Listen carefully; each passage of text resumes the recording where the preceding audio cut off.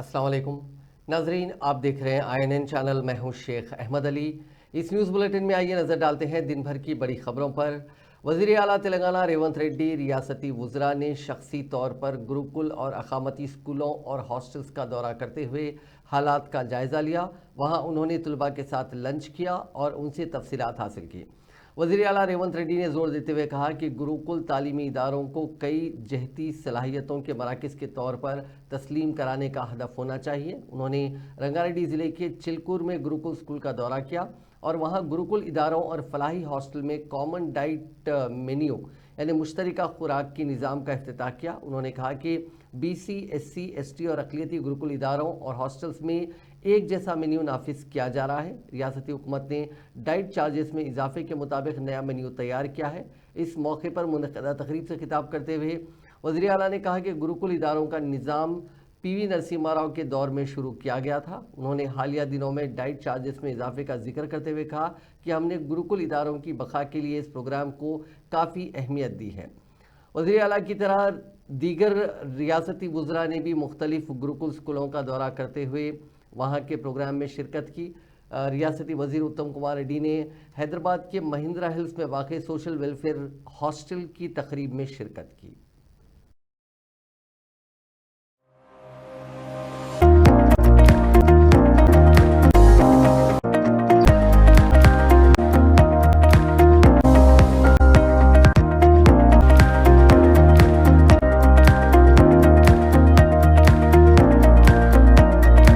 ఐటీఐల ఏటీసీలలో ఈరోజు వాళ్ళు పెడుతున్నారు. వాళ్ళు ఇన్స్ట్రక్టర్స్ను వాళ్ళే తీసుకొస్తున్నారు. మన దగ్గర ఉన్న ఇన్స్ట్రక్టర్లకు కూడా వాళ్ళే ట్రైనింగ్ ఇస్తున్నారు. ఈ రకంగా ఈరోజు మనం ఐటీఐలను అప్గ్రేడ్ చేసుకొని వేలాది మంది తెలంగాణ యువతకు వృత్తి నైపుణ్యం నేర్పించి శిక్షణ ఇవ్వడం ద్వారా ఉద్యోగ అవకాశాలు కల్పిస్తున్నాము. మీరు వెనక్కి మీ గ్రామాలకు వెళ్ళినప్పుడు మీ అన్నలకు మీ కుటుంబ సభ్యులకు స్పష్టంగా చెప్పండి, ఈరోజు ఐటీఐలో చేరితే 100% మీకు ఉద్యోగం వస్తుంది. చేరడం ద్వారా మనం మన భవిష్యత్తుని తీర్చిదిద్దుకోవాలి. ఆ సర్టిఫికెట్ కోర్సులు చదవడం ద్వారా మీకు కనీసం నెలకు 30,000 40,000 సంపాదించుకునే అవకాశం ఉంది.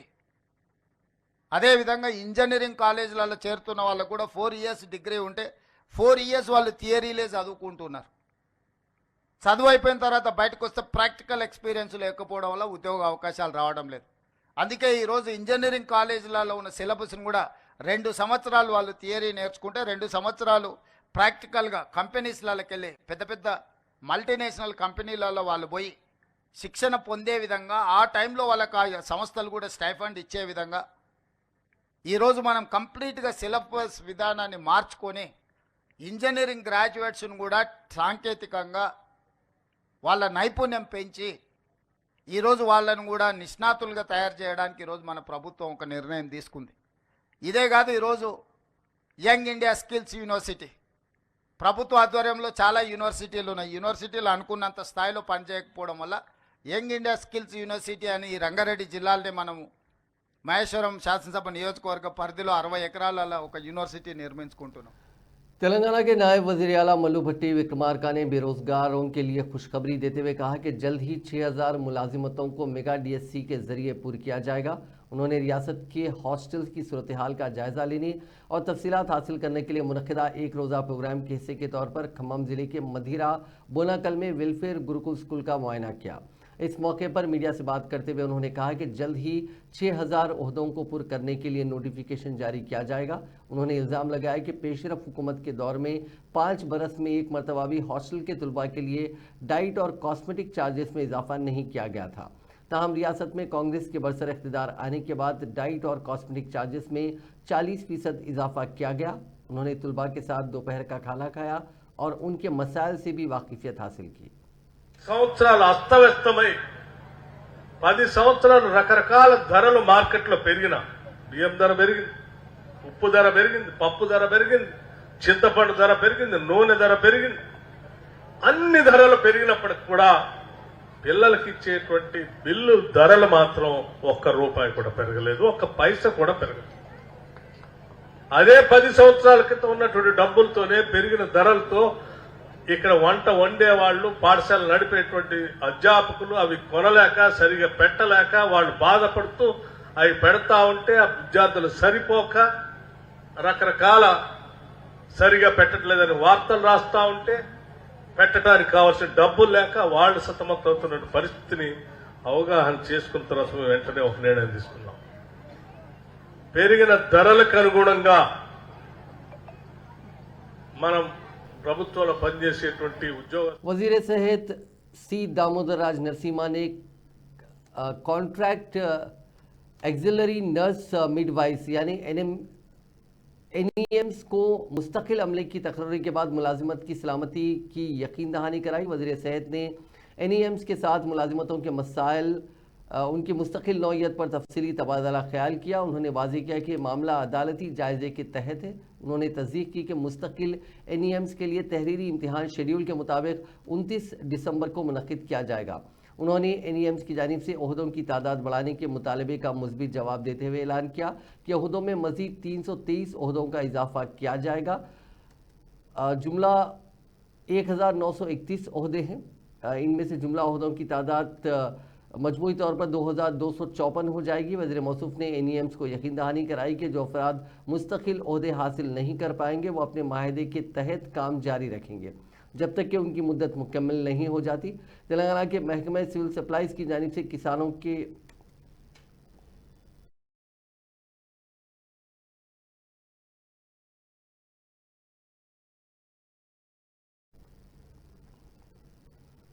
कौमी अवार्ड याफ्ता अदाकार अल्लू अर्जुन, जिनको उनकी फिल्म पुष्पा 2 के प्रीमियर के दौरान शहर हैदराबाद के एक थिएटर में पेश आए भगदड़ के वाक़े में एक खातून की मौत के सिलसिले में गुज़िश्ता रोज़ गिरफ्तार किया गया था। हफ्ते की सुबह चंचलगुड़ा जेल से रिहा कर दिया गया।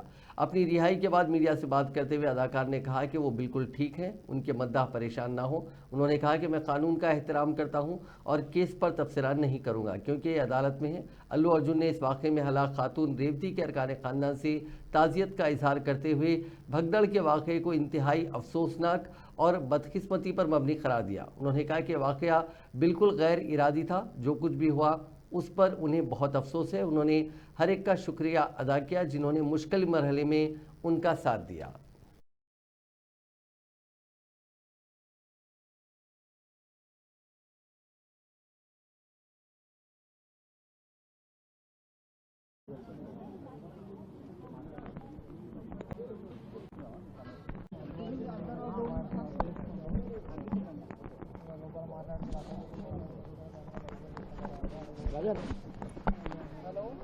Immense love and support. Thank you. I'm safe. Baane unnanu. Nothing to worry. I'm doing well. Thank you very much. And I also like to tell that I'm a law-abiding citizen. I respect the law, and I will cooperate with them, and I'll do the needful. And very importantly, I would like to give my condolences once again to the family. It is very, very unfortunate that we went to watch a film and there was an accident. నేను ఒకటే చెప్తానండి, once again we're extremely sorry for the family and I will personally be there to support them in whatever way possible. It's purely accidental. నేను cinema థియేటర్లో ఒక cinema inside cinema theatre watching a film with my family and an accident happen outside which I was inside a theatre watching a movie with my family and the accident happened outside. It's purely of no direct connection to me.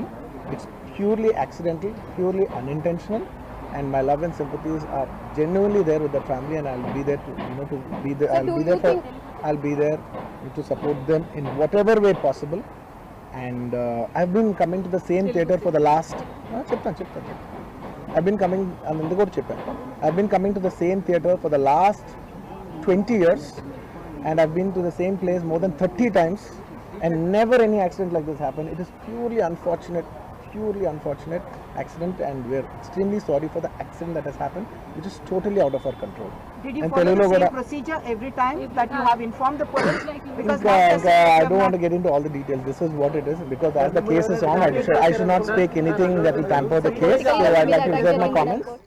Telugu फिल्मों के मशहूर अदाकार अल्लू अर्जुन की गिरफ्तारी और रिहाई के मामले पर तेलंगाना प्रदेश कांग्रेस कमेटी के सदर महेश कुमार गौड़ ने रद्द-ए-अमल जाहिर किया। उन्होंने कहा कि अदाकार की गिरफ्तारी से उनका कोई ताल्लुक नहीं है। उन्होंने वाज़ेह किया कि हीरो अल्लू अर्जुन से उनकी कोई मुखासमत नहीं है। उन्होंने पूछा कि अदाकार एक खातून की मौत के जिम्मेदार बने हैं, क्या उनको गिरफ्तार नहीं करना चाहिए था। वाज़ेह है कि अदाकार की गिरफ्तारी पर शदीद रद्द-ए-अमल मुख्तलिफ गोशों से सामने आया है। అనుకోకుండా ఒక సంఘటన జరిగి ఆ సంఘటనలో ఒక బీదవాడు చనిపోవడం,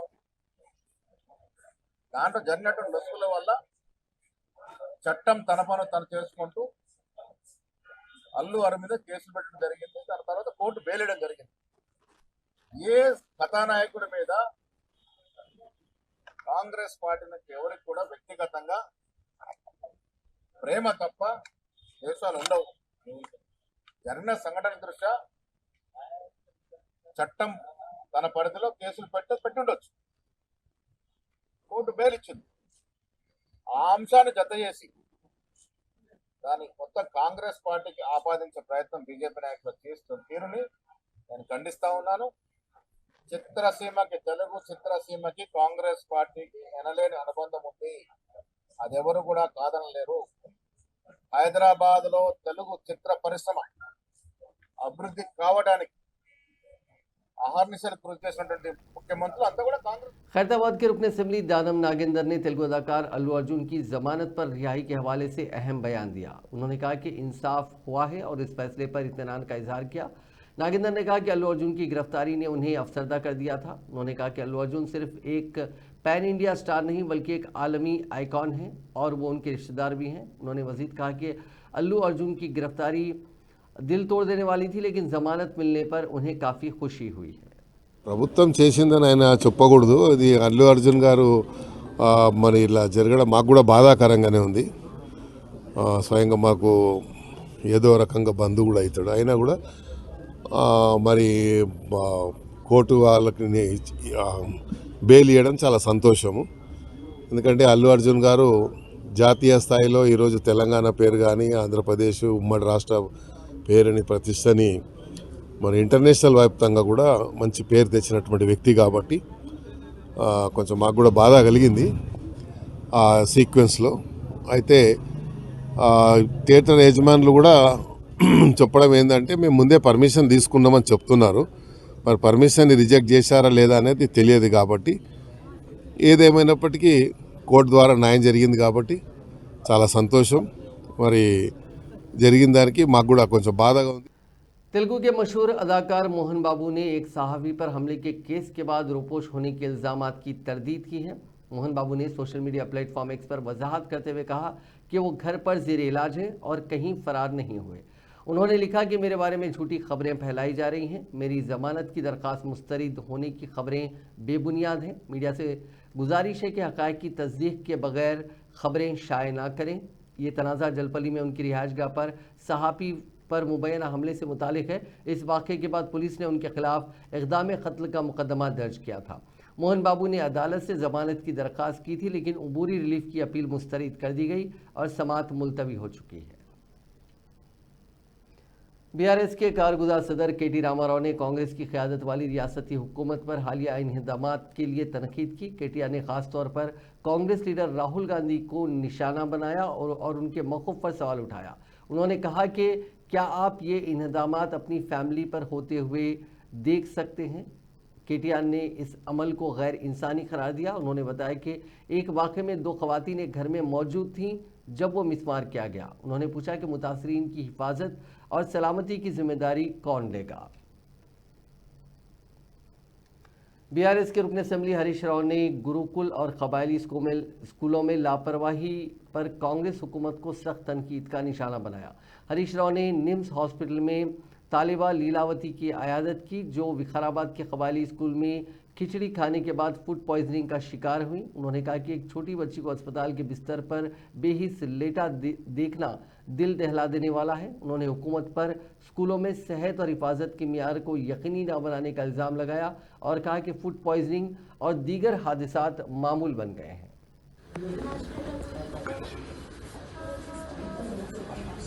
హాస్టల్ में ట్రీట్మెంట్ ఇచ్చిందా?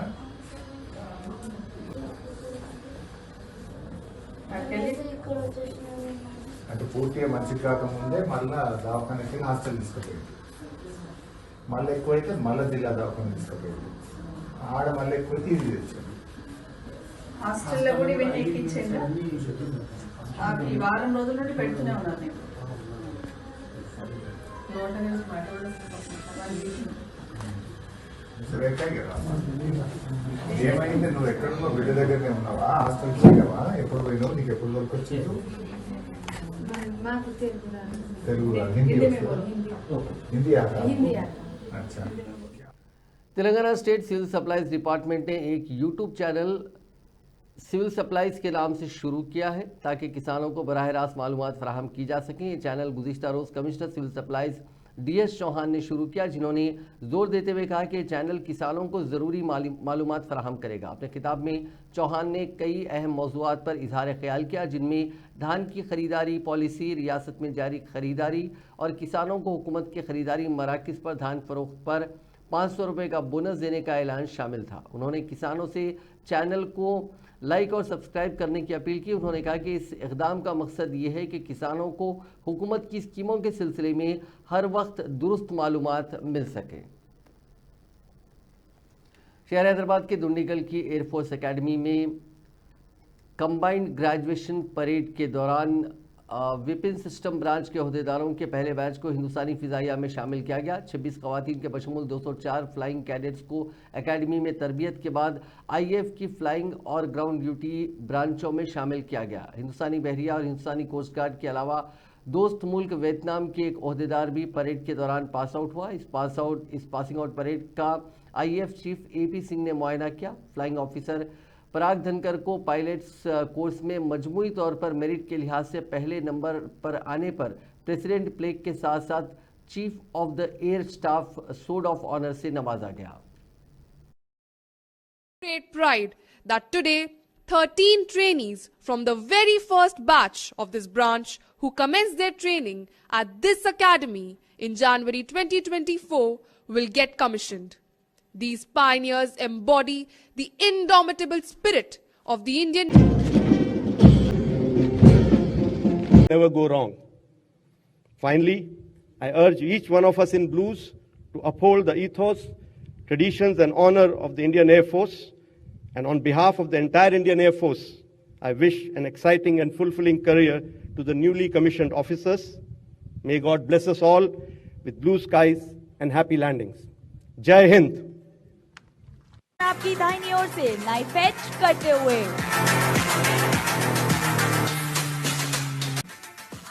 और उड़ान भर रहे हैं सारंग।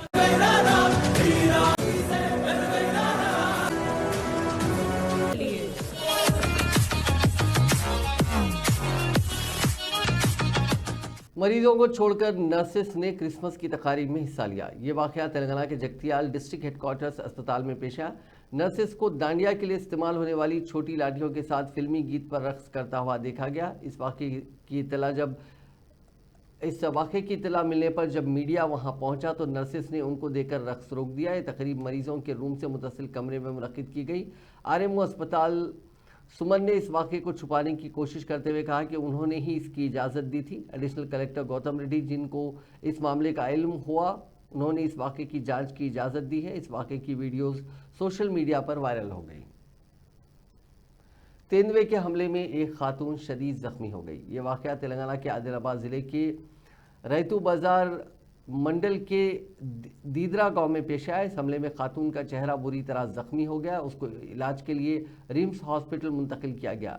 इस वाक़े के बाद मकामी अफराद काफ़ी खौफजदा हैं, जिन्होंने महकमे जंगलात के अहदेदारों से ख्वाहिश की है कि वो इस तेंदुए को पकड़ने की इक़दाम करें। उन्होंने कहा कि जंगली जानवर की वजह से वो काफ़ी फ़िक्रमंद है। दिन दहाड़े बंदूक की नोक पर मकान मालिक को डरा धमका कर लूट की वारदात पेश आई। तेलंगाना के ज़िले जगतियाल के बीरपुर मंडल में हफ्ते की सुबह एक मकान में ये चोर दाखिल हुए, जिन्होंने मकान मालिक जिनकी शिनाख्त ईश्वरैया के तौर पर की गई, उन्हें बांधकर उनकी पिटाई की। बाद 7 तोले के तलाई जेवरात लूट कर चले गए। इस वाक़े की पुलिस से शिकायत की गई, जिसके बाद पुलिस वहां पहुंची। पुलिस ने शवाहिद जमा किए। पुलिस इस मामले की जांच कर रही है। ज़िले मेदक में पेश आए सड़क हादसे में खातून हलाक हो गई। यह हादसा हफ्ते की सुबह ज़िले के रामैयापल्ली में उस वक्त पेश आया जब एक राहगीर को बाइक ने टक्कर दे दी। महलूक खातून की शिनाख्त 40 साल रेणुका के तौर पर की गई, जो रामैयापल्ली की रहने वाली है। वो गांव के मजाफात में वाक़ एक कंपनी में काम कर रही थी। वो काम के लिए कंपनी जा रही थी कि मोटरसाइकिल ने उन्हें टक्कर मारी, जिसके नतीजे में रेणुका की मौके पर ही मौत हो गई। जिले नलगुंडा में स्टेट बैंक ऑफ इंडिया के एटीएम में जुमे की रात देर गए बड़ी चोरी की वारदात पेश आई। एटीएम मशीन से चोर 24 लाख रुपए नकदी ले गए। इस वाकये में बदनामी जमाना गिरोह के मुलविस होने का शुबा है। नलगुंडा के सुपरिंटेंडेंट पुलिस शरद चंद्र पवार, जिन्होंने मकाम वाकये का मुआयना किया, जांच की क़यादत कर रहे हैं। पुलिस ने मुलजिमीन की तलाश के लिए खुसूसी टीमें तश्कील दी हैं। पुलिस ने इलाके और अतराफ में हिफाजती इक़दाम किए हैं और तलाशी मुहिम अंजाम दी जा रही है। शहरियों पर जोर दिया गया है कि वो किसी भी मशकूक सरगर्मी की इत्तला दें और जांच के दौरान हुक्काम के साथ ताउन करें। बच्चों के साथ खेलते हुए झूले की रस्सी में गलती से गर्दन फंस जाने से एक खातून की मौत हो गई। ये वाक़या तेलंगाना के ज़िले मंचिरियाल के बेलमपल्ली बस्ती में गुज़िश्ता रोज़ पेश आया। पुलिस ने बताया कि 42 साला नीरजा की मौत उस वक्त हुई जब उसकी गर्दन झूले की रस्सी में फंस गई। वो अपने बच्चों के साथ खेल रही थी। नीरजा की 2 बेटियां नवीश्री और सुचित्रा और एक बेटा धनुष था। वो वाक़ये के वक्त धनुष को झूले का इस्तेमाल करने का तरीका बता रही थी। उसकी सास की शिकायत पर मामला दर्ज करके जाँच की जा रही है। तेलंगाना के जिले सिद्दीपेट में बड़े पैमाने पर मंशिया जब्त की गई। महकमा आबकारी के अहदेदारों ने 2.5 किलोग्राम ममनुआ एल्प्राजुलम जब्त किया और सिद्दीपेट के किस्टा सागर में एक शख्स को गिरफ्तार किया। जब्त शुदा मंशियात की कीमत 25 लाख रुपए बताई जा रही है। गिरफ्तार मुलजिम की शिनाख्त राजू गौड़ के तौर पर की गई, जबकि एक और मुलजिम अर्जुन गौड़ मफरूर है। लोकसभा में हफ्ते को आइन पर बहस के दौरान वज़ीर आज़म नरेंद्र मोदी ने कांग्रेस को आइन का शिकार करने वाली पार्टी करार दिया। 1 घंटा 49 मिनट तक जारी रहने वाली तकरीर में उन्होंने कांग्रेस को आइन में तरमीम करने का इस कदर जुनूनी बताया कि वक्तन फ़ौक्तन आइन का वो शिकार करती रही। उन्होंने कहा कि आइन की रूह का खून कांग्रेस पार्टी बहाती रही और तकरीबन 6 दहाइयों में 75 बार आइन को तब्दील किया गया। आदरणीय सभापति जी, ये संविधान संशोधन करने का ऐसा खून कांग्रेस के मुंह लग गया कि समय समय पर वो संविधान का शिकार करती रही। ये खून मुंह पे लग गया। इतना ही नहीं, संविधान के स्पिरिट को लहू लहान करती रही। आदरणीय सभापति जी, करीब 6 दशक में 75 बार संविधान बदला गया। आदरणीय सभापति जी, जो बीज देश के पहले प्रधानमंत्री जी ने बोया था, उस बीज को खाद पानी देने का काम एक और प्रधानमंत्री ने किया। उनका नाम था श्रीमती इंदिरा गांधी।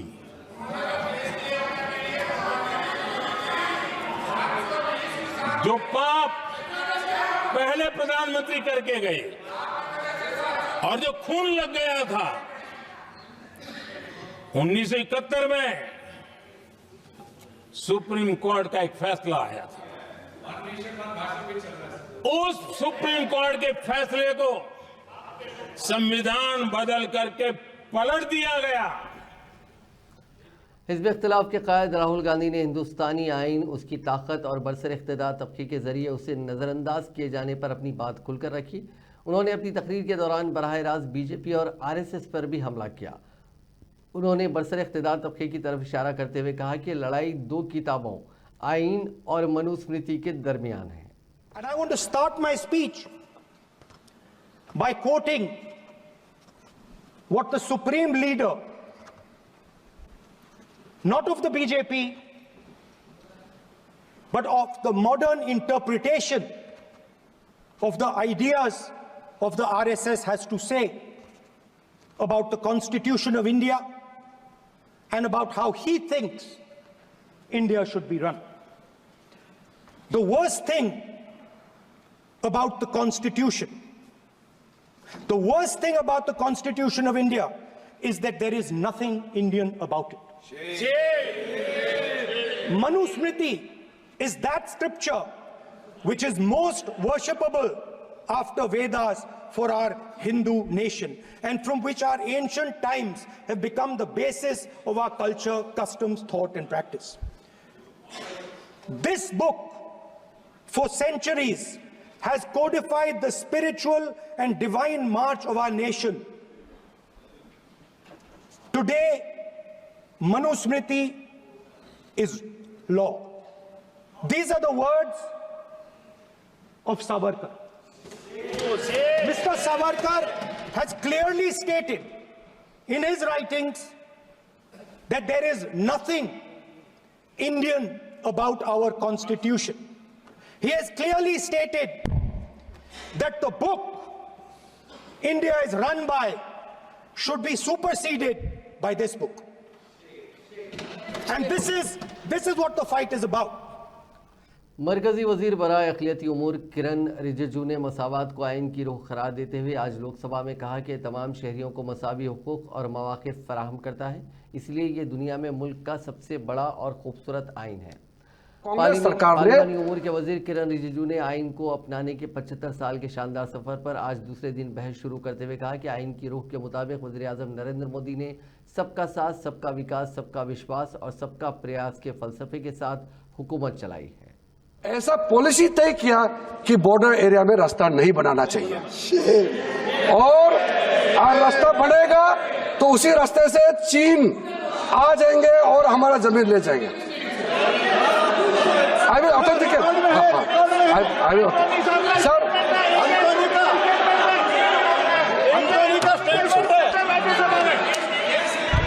ये पता नहीं।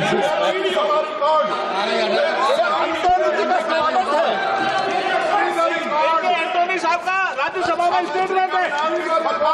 क्या? टॉप खोल देता है।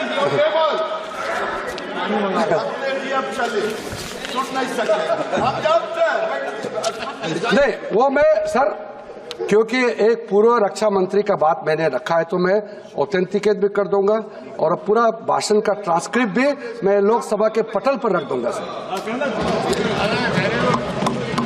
तो क्योंकि सर हमारा देश ठीक है, आमदनी इतना ज्यादा नहीं हो सकता है, मगर इतना कमजोर नहीं है कि बॉर्डर एरिया में रास्ता नहीं बना सकते हैं। मोदी जी आने के बाद अब पूरे हमारे गांव, मैं जिस गांव में रहता हूं, मेरा गांव 1962 में 2 सप्ताह के लिए चाइना के कब्जे में चले गए थे। तो हमारा जो पूरा कामिंग रीजन, नेफा का जो कामिंग रीजन है, हमारा गांव, हमारे आसपास पूरे चीन के फौजों ने कब्जा किया था। और कांग्रेस की जनरल सेक्रेटरी प्रियंका गांधी और केरला के कई अरकान पार्लियामेंट ने हफ्ते को पार्लियामेंट के अहाते में वायनाड में होने वाली लैंडस्लाइडिंग से मुतासर अफराद के लिए रिलीफ पैकेज का मुतालबा करते हुए एहतजाज किया। प्रियंका गांधी और दीगर अरकान पार्लियामेंट ने पार्लियामेंट के मकर द्वार के करीब जमा होकर वायनाड के साथ भेदभाव बंद करो के नारे लगाए। वायनाड से लोकसभा की मेंबर प्रियंका गांधी ने कहा कि मरकजी हुकूमत वायनाड को स्पेशल पैकेज देने से इनकार कर रही है। उन्होंने बताया कि इस सिलसिले में उन्होंने वजीर दाखिला अमित शाह से दरख्वास्त की और वजीर आजम को खत भी लिखा।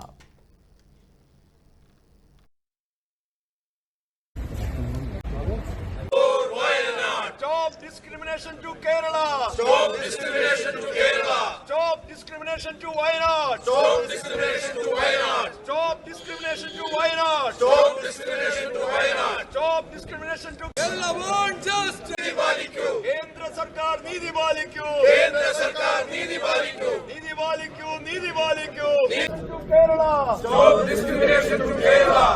मरकजी वजीर कानून अर्जुन राम मेघवाल पीर को one nation one election bill Lok Sabha में पेश करेंगे। हुकूमत के मुताबिक इस बिल को तफसीली मुबाहिसे और इत्तेफाक राय के लिए जॉइंट पार्लियामेंट्री कमेटी के पास भेजा जाएगा। ये कमेटी तमाम सियासी जमातों के नुमाइंदों के साथ तबादला ख्याल करेगी ताकि कौमी इत्तेफाक राय पैदा की जा सके। मुल्क में इस वक्त मुख्तलिफ रियासतों में अलग अलग वक्त पर इंतखाबात होते हैं। इस बिल के जरिए पूरे मुल्क में एक साथ इंतखाबात कराने की कोशिश की जाएगी। नाजरीन, इस न्यूज़ बुलेटिन में बस इतना ही। आप देखते रहिए INN चैनल।